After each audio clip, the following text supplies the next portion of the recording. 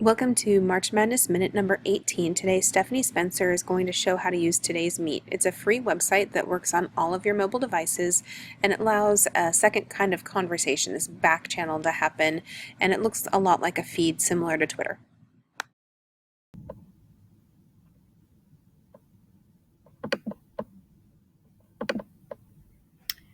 Today I'll show you a little bit about the website TodaysMeet. This is a digital discussion area.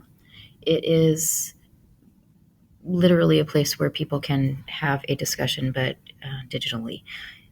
It's good for students who are reluctant to share aloud in a group setting or have a difficult time verbalizing what they would like to say about a particular topic. It helps to streamline and collect input from smaller groups, but larger groups also.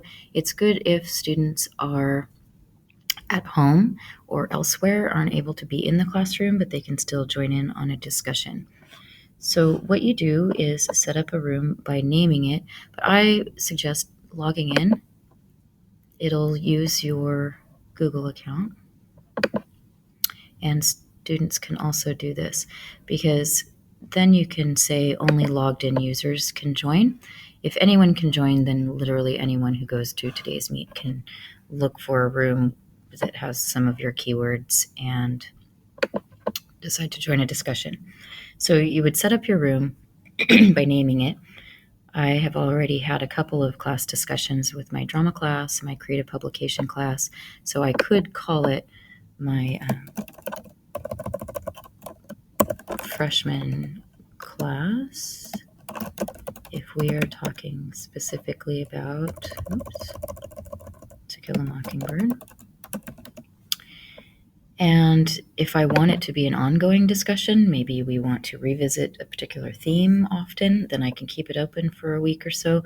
But sometimes I just want to have everyone come in during the class period and join us that way. Okay, and so that's basically it. As soon as you name it, then you will go ahead and open it. And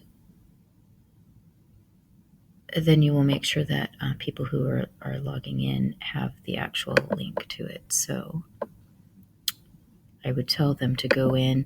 I can post this link on Classroom, but I can also say log in under English 9 Mockingbird. So they would go to todaysmeet.com and then do the backslash and the name of our actual room that we're talking in. So this is a little bit different from Answer Garden in that I don't have a specific question posted, but I can put one in. So when I'm ready to say something, then I would go ahead and just say, oh, I'm joining, sorry.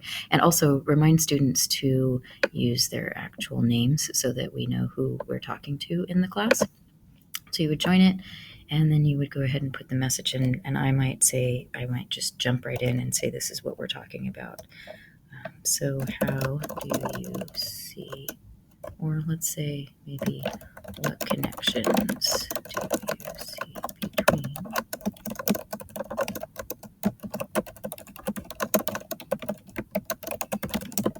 So I just click that and it shows up, and it tells also when somebody said a thing. And then my students who are joining would then be writing in here what they're saying in response. And just like here, it says this is who put it in there, Spencer. It's going to say who said that thing. If somebody has said something that is inappropriate, then we would just go ahead. We can click on delete. And again, our characters over here are like Twitter. It's 140 characters, so you can't talk forever and dominate a conversation. I could redirect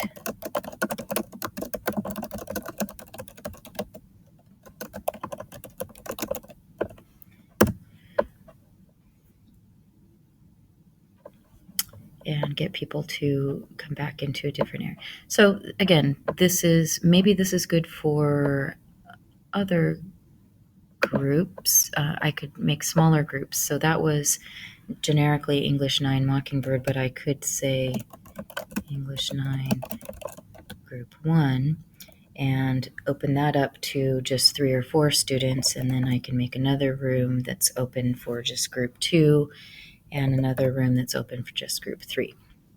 A really interesting thing before I close, so I'm back to my discussion. Before I close my room, I can get a transcript. So this is a new thing. It used to be that you could always get your transcript, but it's a paid subscription issue now if you've already closed your room. So before you close your room, you should go in and go ahead and get that transcript. You could include deleted messages if you needed to report somebody's inappropriate language or behavior. So that's an interesting piece about this. If you click on these three dots next to your class before it closes, you can get the transcript. You can also project it. You can get a QR code if you don't want people to try to find the room by the name, or if you're not posting a link. But there's also this link that you would then go ahead and copy, and you could put that onto Classroom or wherever you're having students jump off from. So, and it reminds you here too also to grab your copy of your transcript before you close the room.